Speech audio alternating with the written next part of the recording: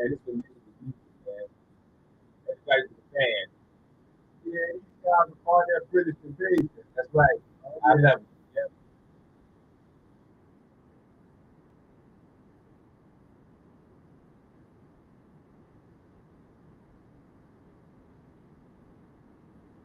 That's right, so Gynesis Radio. When you hear what you love and you love what you hear, this is what we do over here.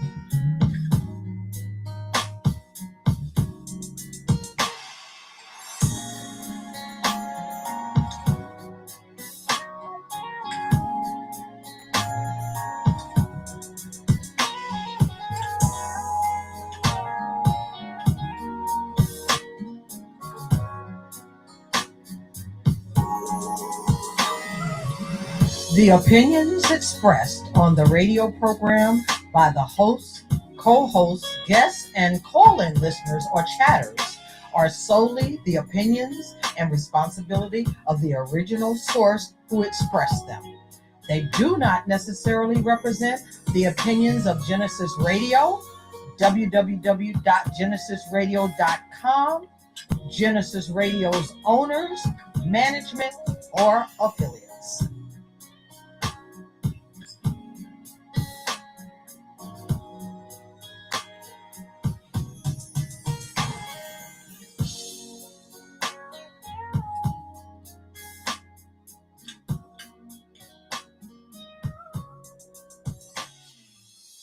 Yeah, once again, y'all know what it is. We right here at the lovely Gynesis Radio Studios here in the beautiful Pocono Mountains of Pennsylvania.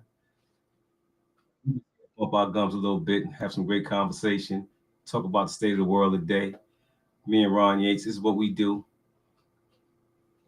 Just like to keep it a buck. But before I jump to that, I want to show y'all this right here. Y'all see that flyer I'm showing y'all? That's an event that we're doing next year, this time next year.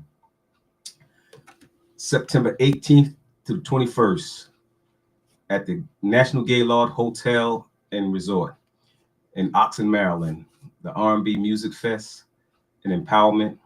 Come there, it's a little something for everybody. First of all, the Gaylord Hotel Resort is a 5-star place, and we're doing an all-inclusive weekend down there. 4 days, 3 nights, all-inclusive.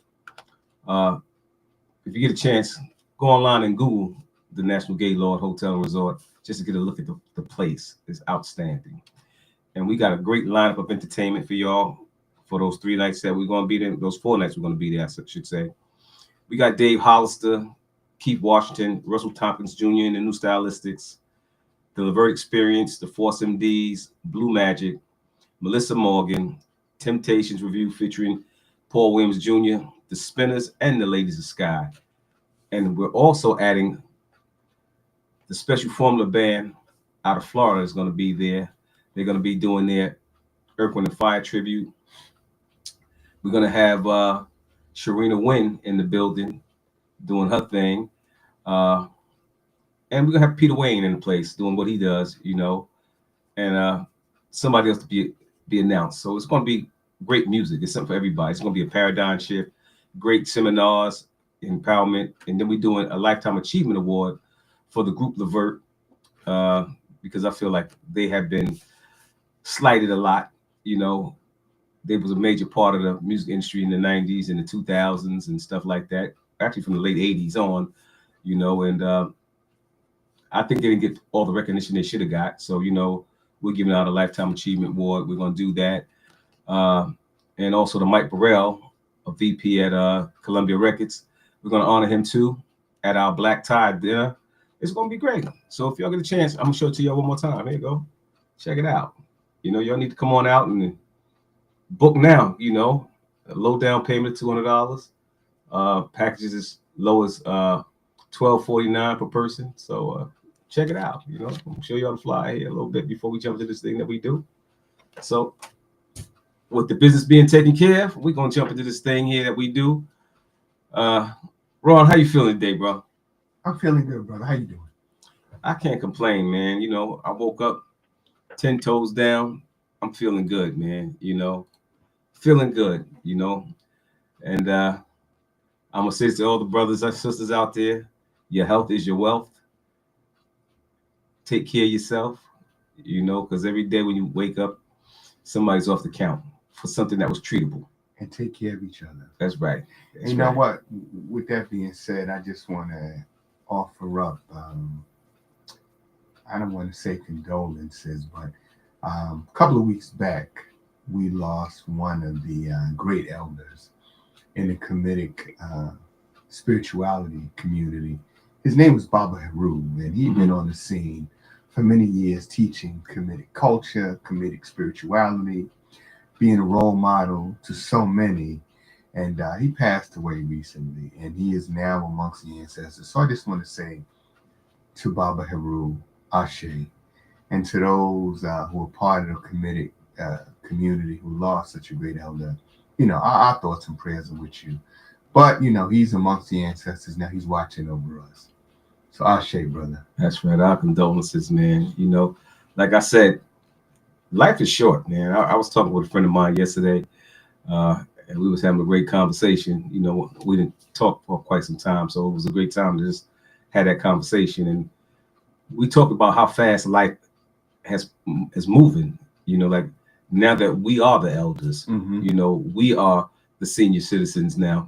Some of us don't want to acknowledge that, but yes, indeed, we are the senior citizens right now, and we have to be conscious of our health and everything else because we got to make sure the grandbabies is okay now. That's you know, make sure the children got everything they need in place. You know, so every day that I wake up is a beautiful day to be alive, man. You know, when I look behind me, all the things that my near misses, I call them, you know, just health wise, you know, all the near misses. And then I went to a funeral of a neighbor that I grew up with, you know, played in his house as a kid. Mr. Junior lived a long life, 96 years old. Oh, that's a good time. You know what I mean? You know what I said? I'll take it. Oh, yeah. I'll take it. You know what I mean? I don't care what nobody say. I'll take it. Oh. You know? Can't go wrong with 96 years. No, you can't go wrong. You see a lot in 96 years. Yeah, that's right. You've seen a lot, been through a lot. You know, what's ironic was when my family relocated from Sugar Hill to Queens, the Juniors was the first family of color to move on that street. And why I remember that, because my family was the second family, you know, that moved on that, people of color that moved on that block, you know, so we have a connection there, you know. I grew up with his kids and everything else, so it wasn't a sad send-off. You know, we sat around and we fellowshipped and had great conversation, and it wasn't sad, you know, because he left his mark, he lived his life, he lived a good life, a good long life, you know. So but we got to be conscious of all those things, man. Don't take life for granted, because there's so many people that grew up with me that never made it to 25 years old, you know. So with that, I'm just on. I feel like I won already. Oh yeah. You know what I mean? Oh, yeah. I already won. You know what I mean? So again, folks, don't take life for granted. You know, get up every day, put your best foot forward. Look forward to love, peace, and happiness. Be a builder, not a destroyer. You know, so that we can love on one another and we can circle the block sometime and have those conversations with those long lost friends. Because what I said yesterday is I don't need no new friends. You know, at 60 years old, you don't need no new friends. You know what I mean? I mean, if you get some new acquaintances and they become friends, that's generically, that's one thing. But young people seek friendship, you know, and now I don't need no new friends. I'm good. You know what I mean? I just want to live right. What Spock said, live long and prosperous. There you go. There you go, brother. That's what Mr. Spock said, man. So, you know, Ron, man, What's going on out there, man, in the Middle East, man, with this blockade thing and this flotilla? Oh man, it's about to get crazy, man. We got Saudi Arabia and Pakistan linking up, and they're going to bring some of their nuclear weapons from Pakistan and put them in Saudi Arabia. The Saudis, who just brought a whole bunch of money, well, promised to buy a bunch of military equipment for the United States, just jumped ship and ordered a bunch of Chinese fighter jets, and they're starting their own version of the UN with the Arab and Muslim states in the Middle East. What's going on, man? Talk to me, man. Well, you know what? For Black and brown people, the UN has never been effective. In fact, all of the disputes that Black and brown people took before, first the League of Nations and then the United Nations, well, they were allowed to speak, but that's it. No action was taken to protect them, right? Even though there are in the UN Charter, say specifically that they will take actions for things like genocide, that they would have to prevent a genocide. Well, they're not doing nothing for the people in Gaza. They're not doing anything for the people in Sudan. So what's happening is Donald Trump is forcing the world back together. If you look at what's happening in Africa, you see the Sahel states, Niger, Burkina Faso, Mali, coming together, talking about a common currency, talking about you don't need a passport or a visa to travel from one country to the other, right? Coming together. What I always say, we better together, right? Absolutely. And that's happening throughout the planet. And I was reading in the New York Times the other day that America is basically abandoning its position as a global leader. Absolutely. Right? Trump is pulling out of the Paris Accords, climate accords, right? He's pulling out of so many different long-standing agreements that he had, that the U.S. has had with the European allies, with countries throughout the planet, and China stepping in, filling that void. So now China's saying, "Hey, forget what's going on in Washington. We got a real power. We're the ones you need to come to settle your disputes. We're the ones you need to come to, like you said, to buy arms, right? Because the U.S. is being selective with who they're giving them to. Israel can get them all day, but if you need them to defend yourself against, say, a country like Israel, no, sir, right? Well, what they say, you don't compete against yourself, right? They're not going to have American designed and built weapons destroy other companies using the same country, using the same weapons. You know what I mean? You got the same technology, so you already know the damage you can do. There is no advantage, right, doing that. But what's amazing to me, they just delivered, I think they said 20 Chinese fighter jets to Iran, this week, and it's getting tough. But I like to see unity. I got to say one thing, the world has recognized Palestine as a state. All except the U.S. and Israel. All except the two tyrants. So with that being said, it's gonna get rough. It's about to get rough, because once you no longer can divide and conquer, and the people come together and lock arms on one accord, I just realized now that maybe the Russians wasn't really our enemies all along. They never were. They never really was a threat to us. The Chinese, they never really was a threat to us. You know what I mean? Heck, they loaned us money. And still lend us money on a near daily basis. Yeah. So I hear Donald Trump talk about the enemy within, right? He's right. He's talking about himself. Absolutely. Yeah. you can only talk eloquently about yourself. You know, when you look at what's going on in the United States of America, I'm sad, man. Like I told you last week on the show, I said I think that the United States of America is the best place to live in the world. I just haven't traveled enough of the world yet, obviously. But from my life experiences, what shapes and molds me is what I know.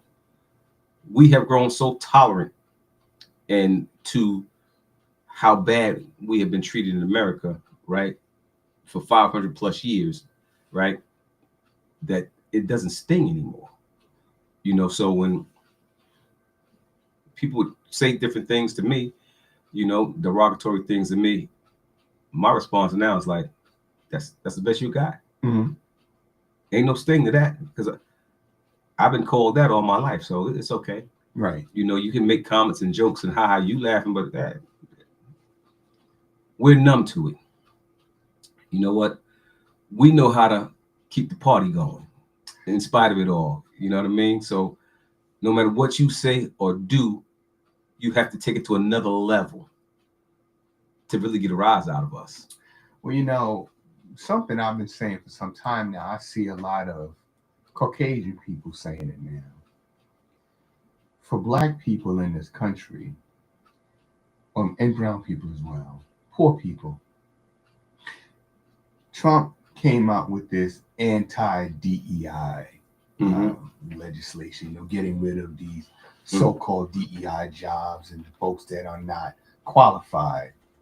Well, for Black people, this is just Jim Crow. This is segregation. We've been there, done that, and we managed to survive it. Exactly.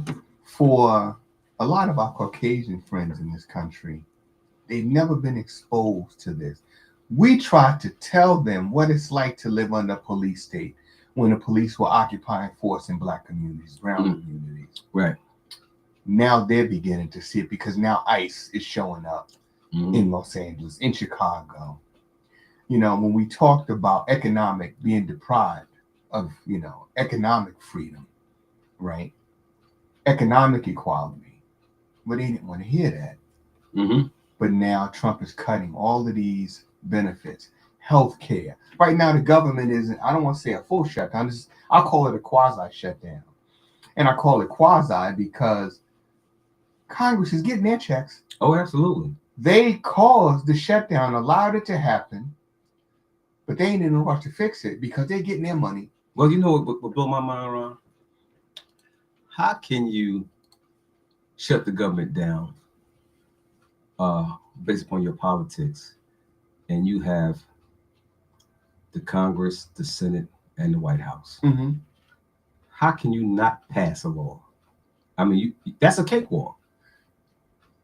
And how can you do that and then blame the other party? Absolutely. And say they're responsible. Well, you know what? The problem is the poorly educated, just poor people. Poor people got so many other things that they're worried about that they're not worrying about politics. They are following the lead. They're entrusting their leaders to lead them in the right direction. So it's really not their fault. Well, you know something? That's something that history has shown us is the wrong thing to do. Yeah. And you know, the other day, must have been Thursday night, I guess, my phone starts ringing. I look at it, it says Representative Bresnahan. Curiosity, I pick up the phone, and it's a town hall meeting. And I'm sitting there listening, and most of the people were concerned about the shutdown and how it would affect things like Social Security, veterans benefits, you know, people who are receive some sort of subsidy from the government. And you know what Bresnahan said was that he thinks it's insane that he is going to receive his check, but the military will not. Government workers on the front lines every day will not receive their check. He didn't volunteer to donate his check to a family that might be in need, that might need that money to put food on the table, keep the lights on, keep a roof over their head. But he, you know, it's lip service is what it is. Oh, yeah. Yeah. And that's not going to keep food on the table. That's not going to keep the lights on. That's not going to pay the rent or the mortgage. Not at all. And, you know, and going back to the formation or people backing a Palestinian state. Okay, it sounds good. But now, are you willing to provide the necessary funding to make it a real state? Israel controls the purse strings for the Palestinian Authority. Yes. All the money goes to Israel. Well, what are you going to do for these Palestinians? Just like, with Israel, right? When they decided, or the agreement, the Balfour Agreement, created the state of Israel, the Israelis came there with tons of money and the support of just about every government on the planet. Yes. Where is that same sort of response for the Palestinians? Well, for me, what's mind-blowing is how all the Arab nations are getting together. And Qatar is really the one that they're waiting to give the head nod, even though they were just attacked last week by Israel, because they were trying to be the mediator. Right. So once they give the head nod and say, you know what, we're going to lock arms with the rest of y'all, it's over, because financially, Africa in itself doesn't need anything from anybody. No. We need from them. We take from them Mm-hmm. to become wealthy and rich and all those other things. So just Saudi Arabia in itself, right, has the funds to finance Palestine.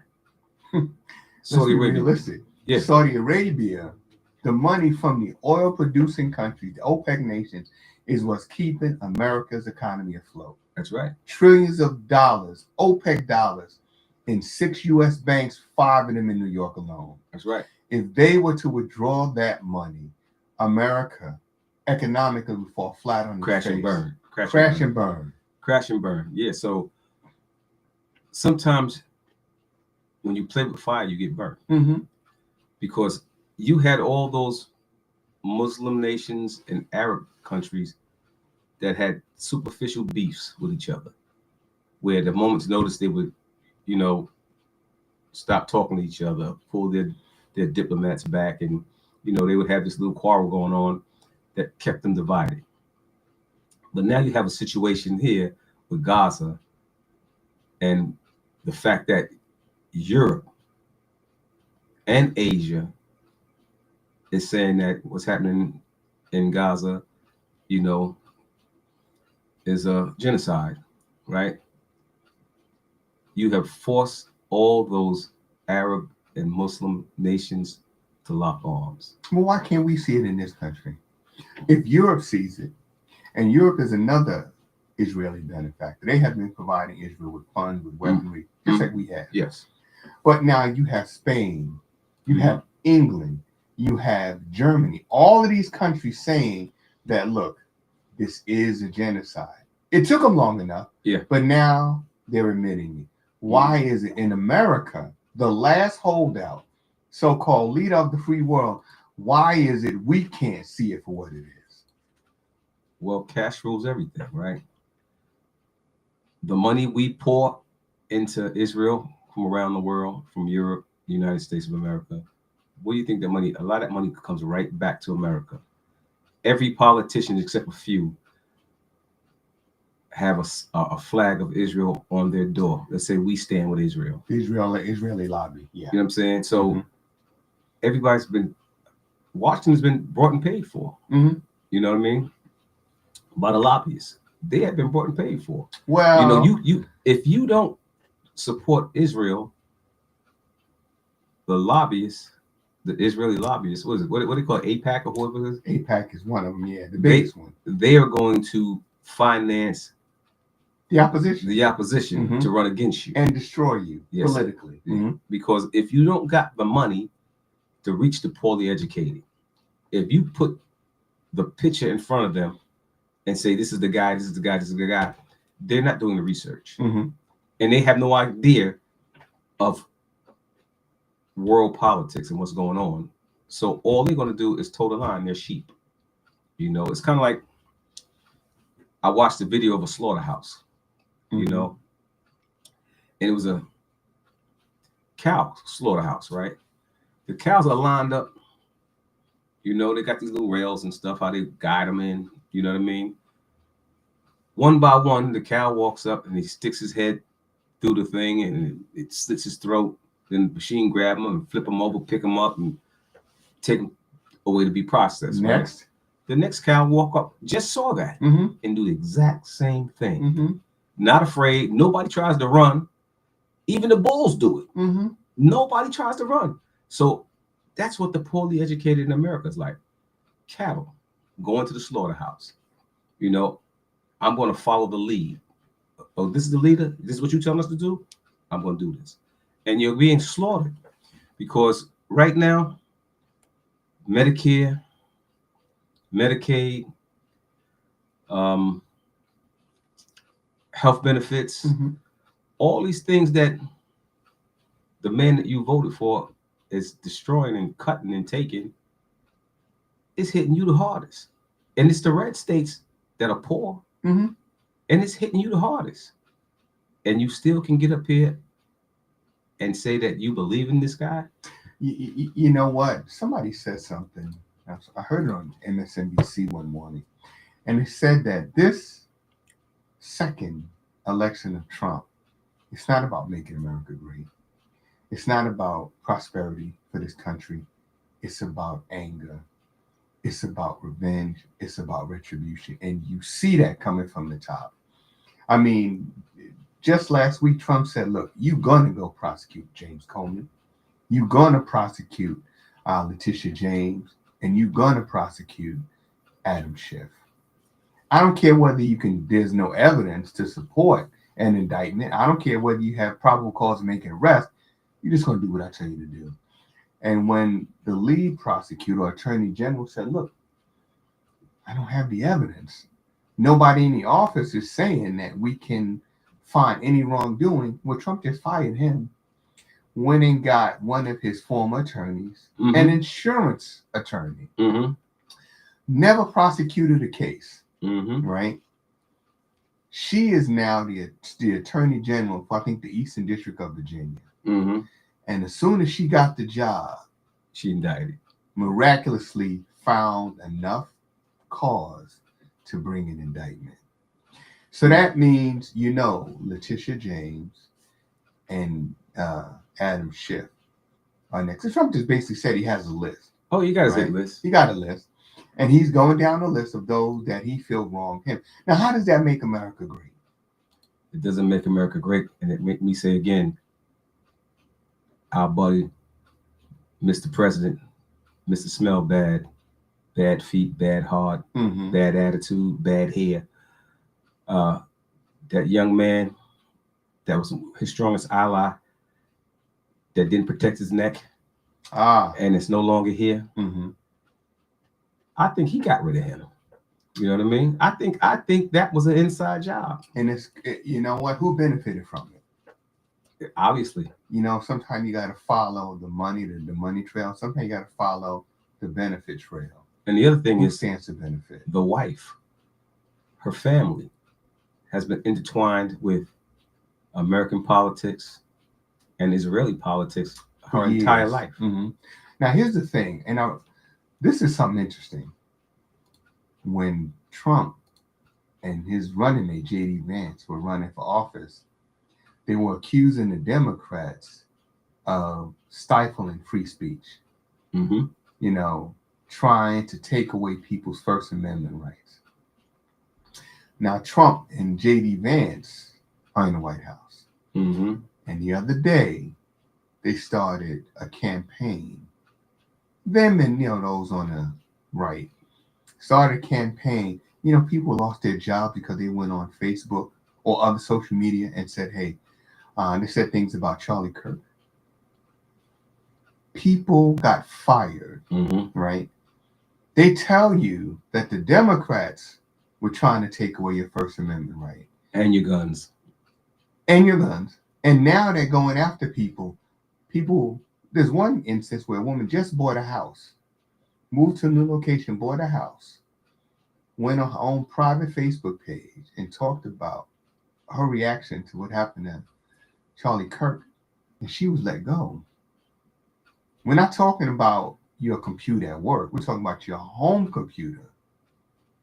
So what is the justification now for firing people for having their opinion on someone who had the flags at half staff, not a government official, right? Never held political office, but someone wants to tell us that this person is an American hero, and we need to treat their death as the death of an American hero. Well, we didn't do that for Dr. King. We didn't do it for Malcolm X. Took 40 years or so what it was to get the Dr. King holiday. And a lot of them fought against that. And guess what? It's still not nationally recognized as a federal holiday, where everybody else shut down, and some of the bigger institutions closed, but because they didn't want the backlash. Because one thing I can say, poor people keep the economy going, right? Because poor people don't invest, they spend, right? And I'm going to talk about the African American community here in America. If you remove our dollar from just 1 week a month, it's a whole nother ballgame with the economy. It have a devastating effect on this economy. That's right. Devastating. That's right. Because you know what? We spend our money. You know what I mean? Because we've been oppressed for so long. It's something that we do to make us feel good. We fill our lives with things to make us feel good. So when you use things to make you feel good, it costs you money, right? And that's the African American community. We spend money to make us feel good. That's why, I often joke, I say Black folks sure know how to shine. They're going to have the finest clothes, the finest cars, and a fairly decent house. You know what I mean? We know how to shine. You know what I'm saying? And to do that, to feel good, it costs us every dollar we earn. There's no money to save. It's just to pay the bills. Sometimes we live in just to die, but we look good. You know what I mean? Well, you know something? Every year, the cost of living goes up incrementally. Right? That's right.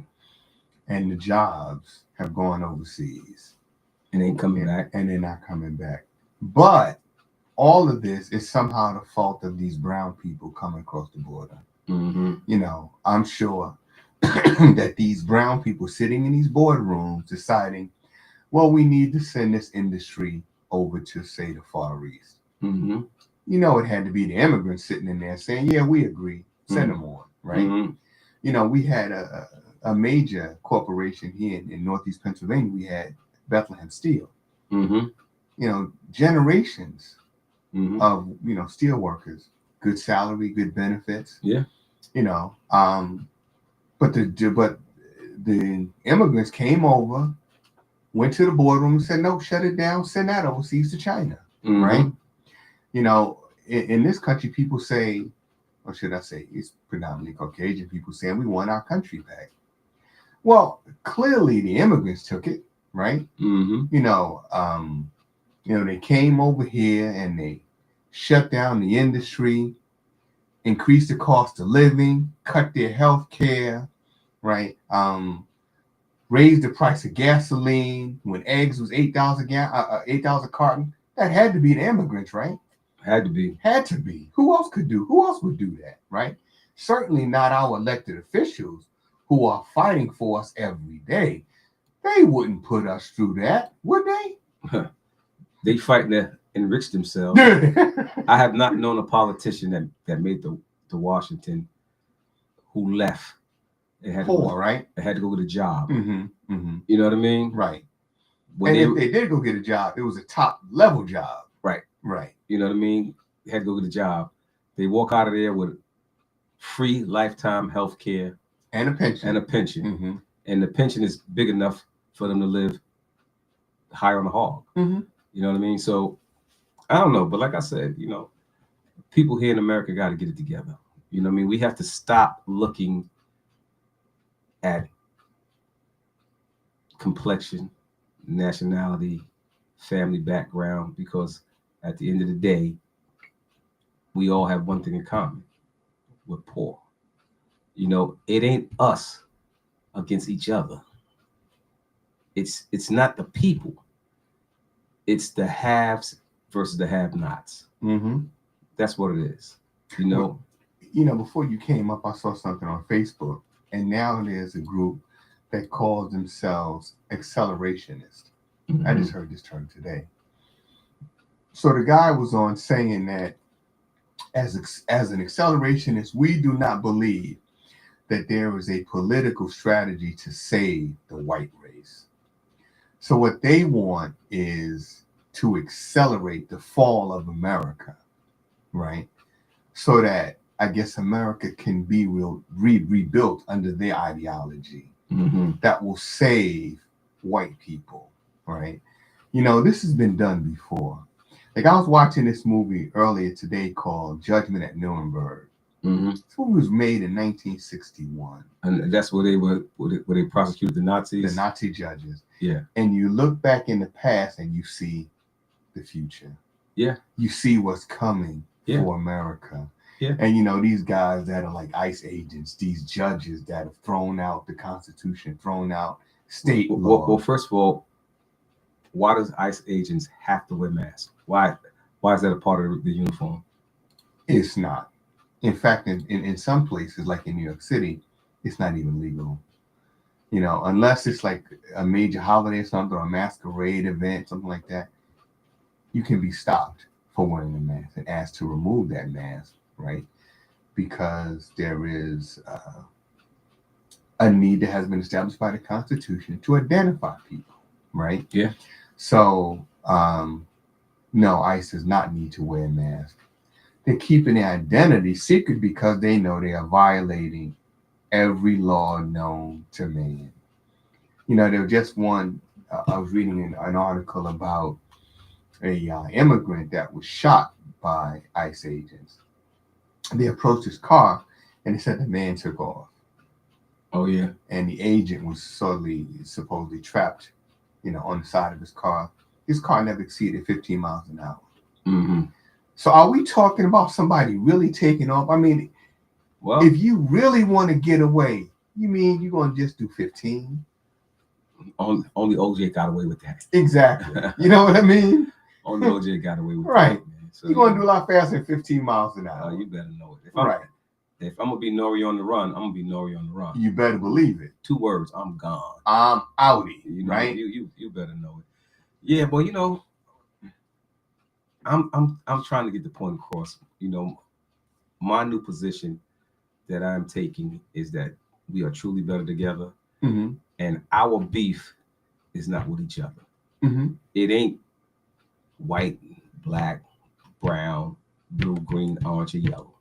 You know what I mean? It ain't about your sexual preference and none of that. It's not about that. It's about dollars and cents and power and control.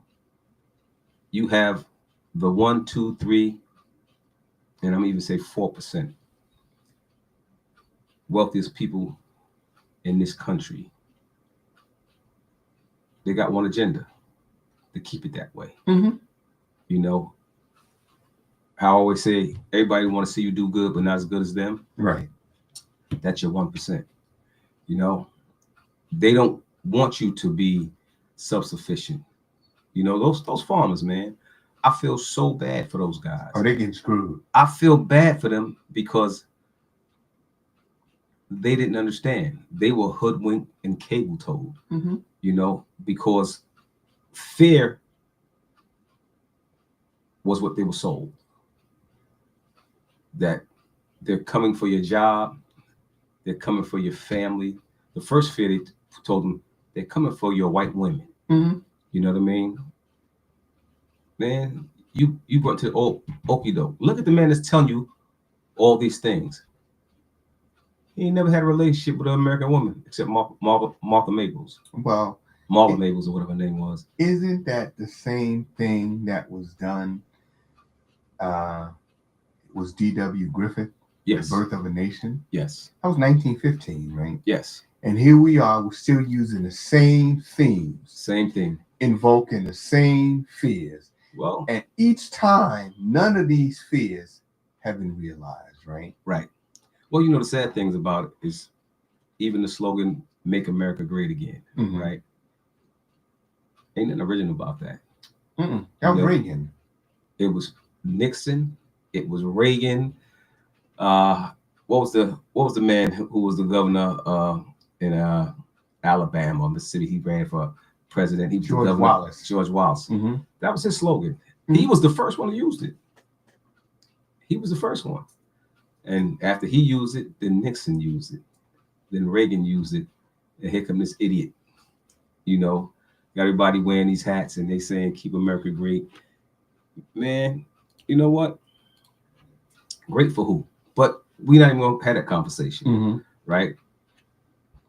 In our darkest day, we're still doing better than most people in Europe. You know, my worst day is better than most people in the world's great day. You know what I'm saying? So that's why I say, ain't nothing like the good old US of A.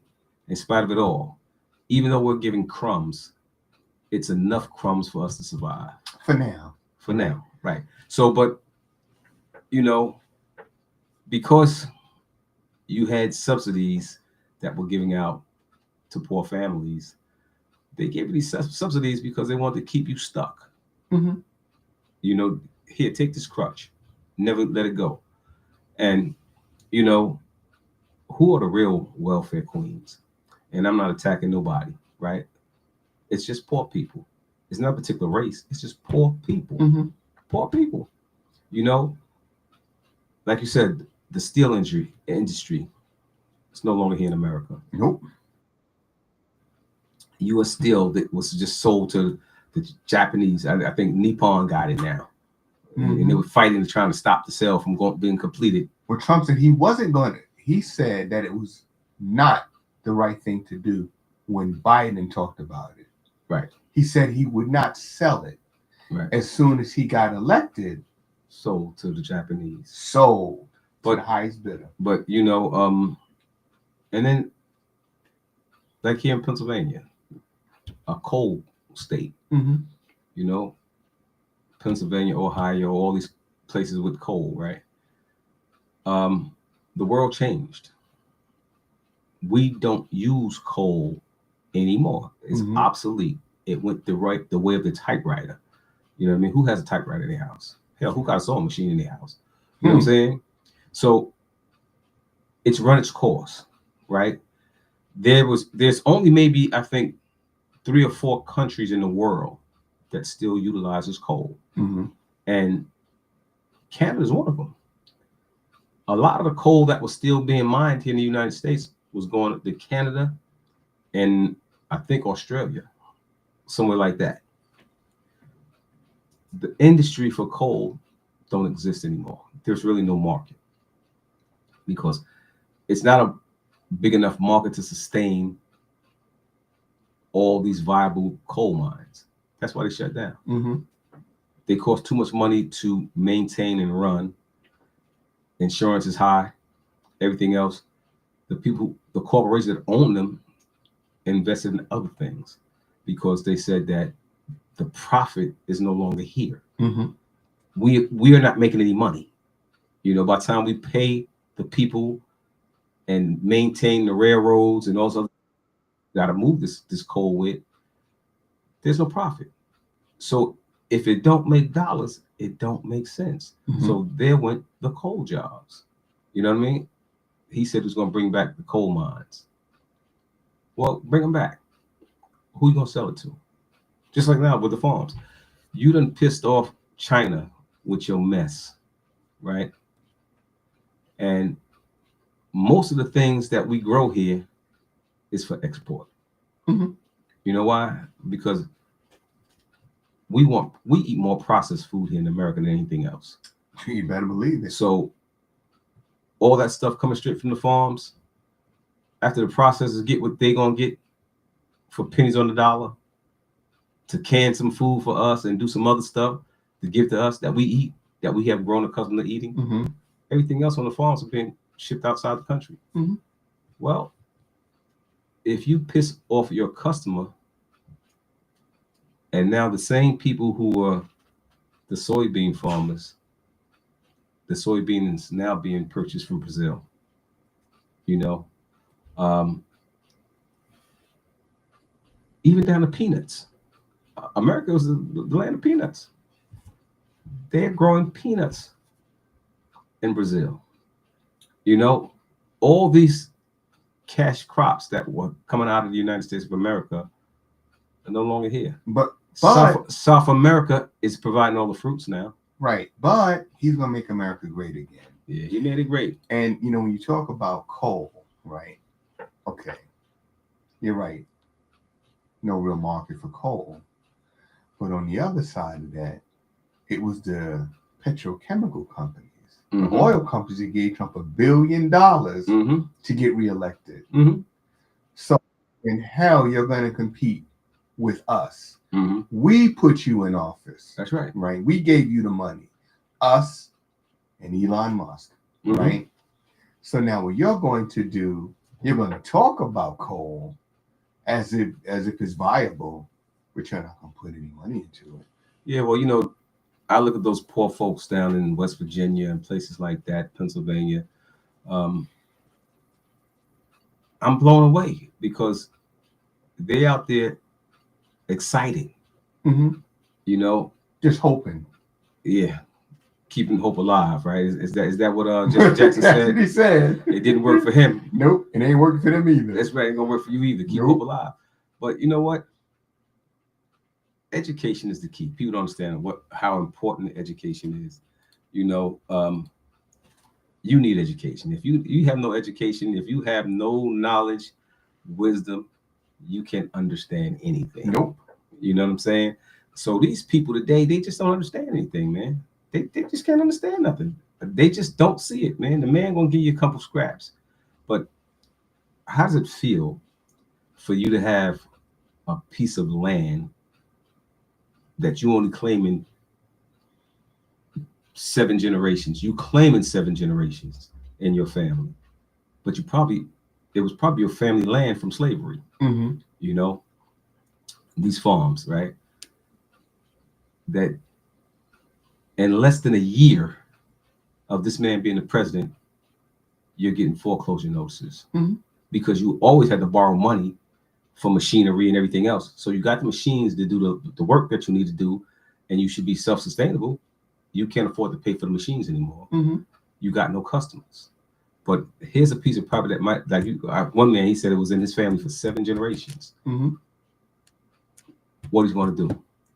And if he sells the land, right, where's that in America, these huge farms, there's not enough people there to turn that into real estate, apartments. You know how they do here. Right. You know, put these fancy apartment buildings up, and, you know, these hipsters come move there and live happily ever after. They're not moving to Idaho. Well, they won't. But you know who will buy them? Somebody like, well, Bill Gates, right? Bill Gates been buying up farmland for years now, right? Huge tracts of it. You know, he claims he wants to increase, decrease greenhouse gases, that cows emit methane into the air. And, we need to be more vegetable based, right? So if you can get the land dirt cheap, you better believe Bill Gates and others will be buying up.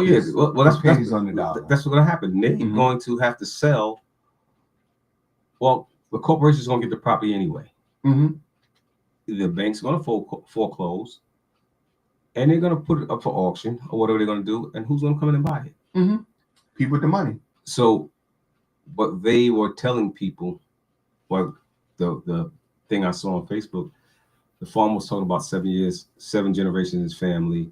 He can't get no help from the government, right? And you can't directly negotiate with a foreign country to save your property. Because he said a lot of the farms where he was at, the Chinese brought the land. You know, but he can't negotiate with the Chinese directly to cut him a good deal for his land. Unless he registers as a foreign lobbyist. Right. So he doesn't have the knowledge and understanding how to do that. So he knows that nobody's rushing to him today to buy his farm. Nobody's looking to buy a farm. But the moment the bank forecloses on it, it'll be a mad rush. It'll be a mad rush from the corporations to buy the land. You know, so, and that's what he was talking about. And I said, now you get it. Now you get it. You know, you're begging numbnuts for help. And he's just walking by you. He doesn't care. He's going all around the world cutting deals to line his pockets. You know, but one thing I just found out also with numbnuts, what's crazy is that I think it was $150 billion deal that supposedly he cut with Saudi Arabia to buy weapons and investment in America and all this other stuff. You know, they put that on hold. They put that on hold. Everybody's doing that. They put it. We not. In fact, the biggest slap in the face was, here, keep your planes, because the technology that the Japanese, the technology that China has and Russia has is comparable to what we have. It ain't like you're the only one who got these stealth bombers that, you know, aren't detected on radar. You think you're the only one with that technology? No, you're not. You know, our biggest adversary is the person you're protecting. You're protecting Israel. Israel's our biggest adversary. They do more spying on us than anybody else. But you know something?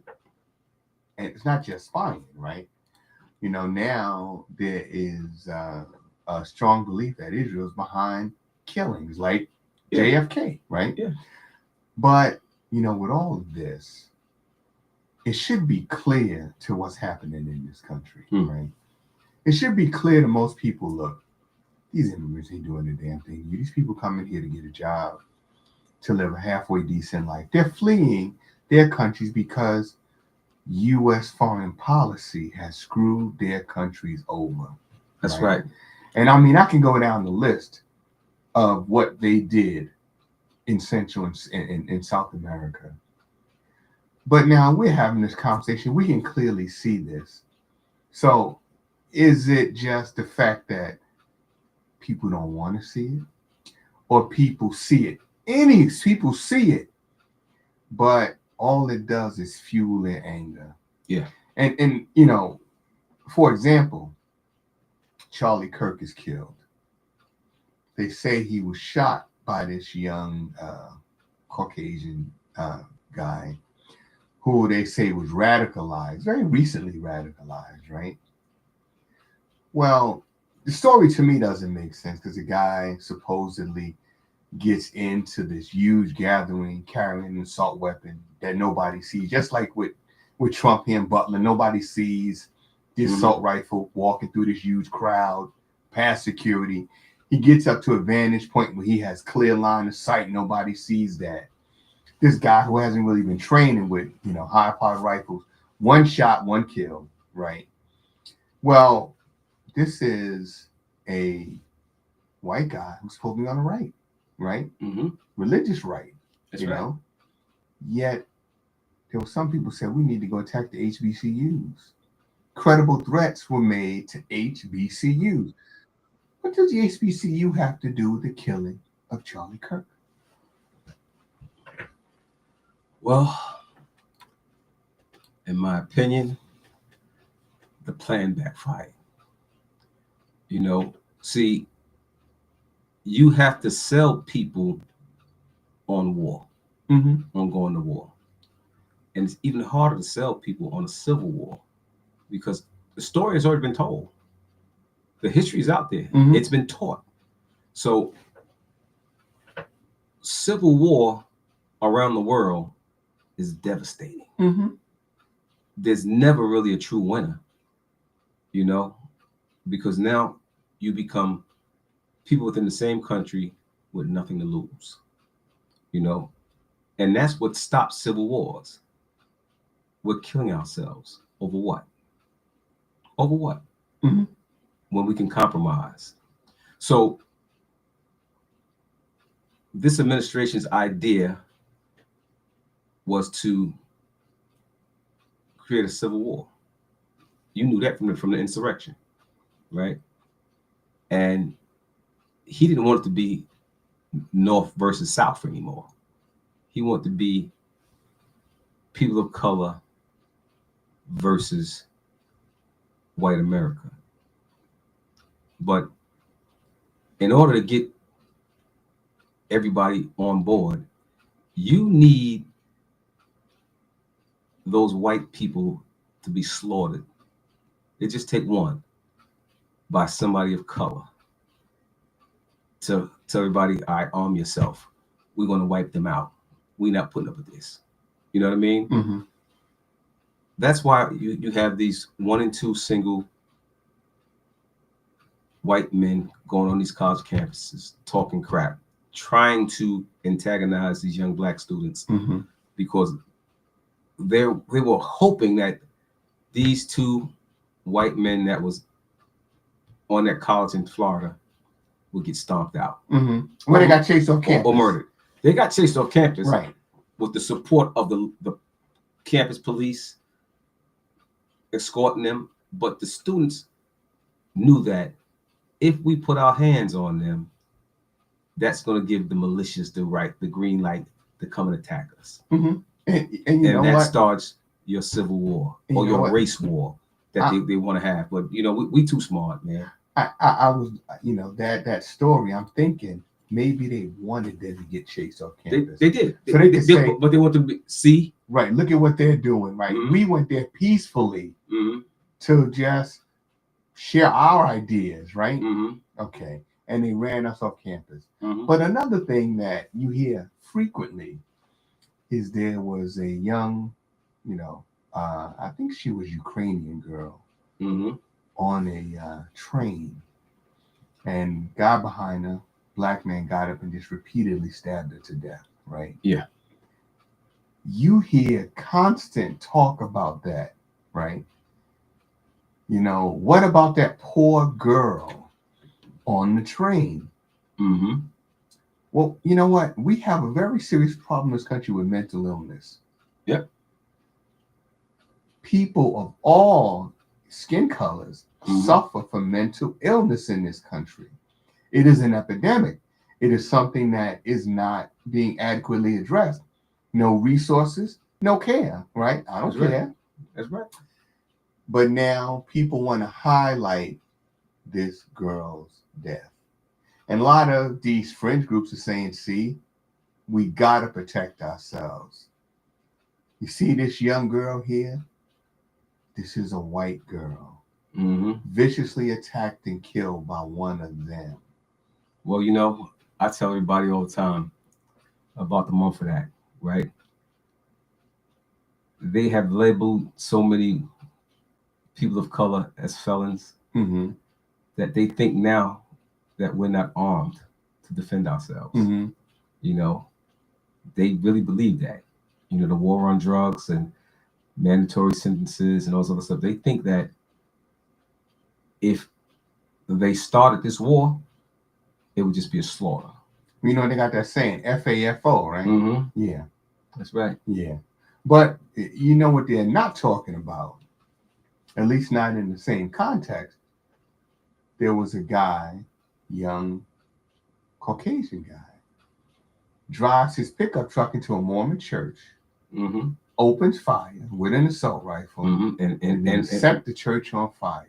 And the truck exploded. Yes. Right. Now, why aren't we having that same sort of discussion about him as we are having about this crazy dude on the train that stabbed and killed this girl? Mm. And that's what I mean about revenge, retribution, anger, rage, and fear, right? And don't forget about the 2 young men who were hung. The 2 young men that were hung, we're not talking about them either, right? What we're doing is we're focusing on one particular incident, right? And because of that, we need to arm ourselves. We need to take action against these people, right? And what you said about Black people not being armed, the reality is that all you got to do is go on social media and you see that there are so many Black armed groups now. Oh, yeah. That are training, gun clubs. I mean, you see the rise of the new Black Panther Party for self-defense, right? Let me tell you, man. Mm-hmm.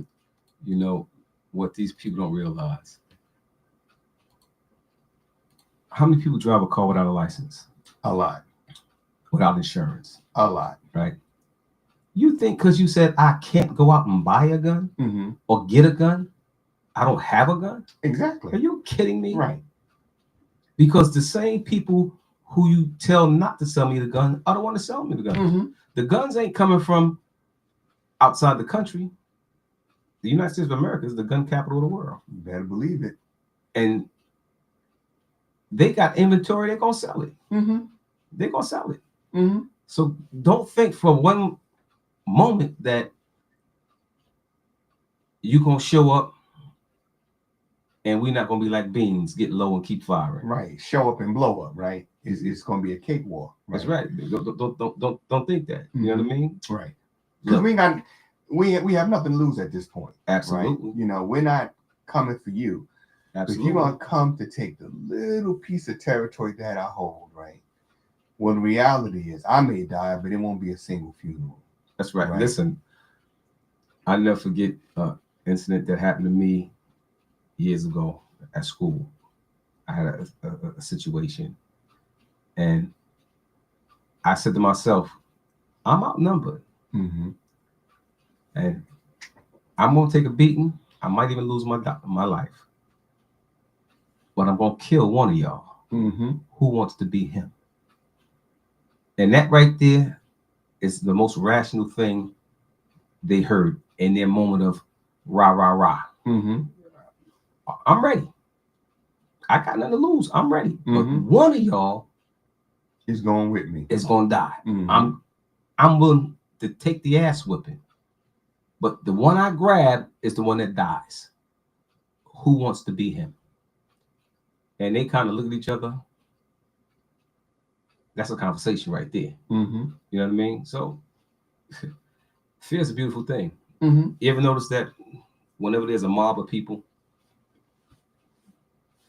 and you know, growing up as a kid, you only got jumped if you ran. You only got jumped if you ran. You know, if you stood there and said, all right, let's get it on. It was just a bunch of talk, a bunch of threats. Because when people understand that you're willing to go all out, I'm willing to take the L, but somebody is taking the L. Nobody wants to be here. You know what I mean? I remember Cross Bay Movie Theater. Remember Cross Bay Movie Theater? Oh, yeah. Rockaway Boulevard. Cross Bay Boulevard, yeah. Yeah. I never forget. Me and Boogie and our childhood sweethearts, we went there to see Goodfellas, right? And there were some kids in there throwing popcorn from down the street, Howard Beach, right?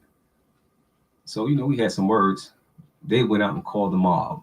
So by the time the movie's over, we come outside. All these thugs are out there. Bats, all that shit. It was just me and Boogie and 2 girls. You know, we didn't run. We said, well, bring it on. We walked to the car, got in the car, because now that car is going to be a weapon. All right? We got in the car. You know, they hit the car to the back as we were pulling off. Right. Y'all a bunch of punks. But that was it. That was it. That was the extent of it. Yeah. Bunch of punks. And you didn't hit the car hard enough to make a dent. Right. Well, I'll tell you something, right? A lot of people gauge reality from movies, right? You know, they sit there and they look at these old westerns where guys sat there and shot it out, right? shot each other back and forth, and they see these shoot 'em ups and they think that's reality. When somebody's shooting at you, your first instinct is to get away. Mm-hmm. Right. A lot of guys that say, we're going to do this, we're going to do that. When the shooting starts, you look back, they're heading another direction. They're booking. Right. Gone. Right? Gone. Because it's one thing to go into the dark side of town and be able to lynch somebody and there be no resistance. Mm-hmm. It's another thing to go into the dark side of town, and when you get out of your car, the brothers, you hear, maybe, Bubba, we need to go back home and rethink this. Oh, absolutely. Right. Absolutely. Absolutely. Well, look, man, we're going to pay some bills right quick. I got something lined up in the queue here. Great song, man. I'm going to take you back a little bit. Yeah, let's go back. We're going to go back. We're going to go back. Oh, made in New York. Oh, yeah. I'm a nigga New York. I ain't never scared. That's me, brother. Brooklyn to the heart.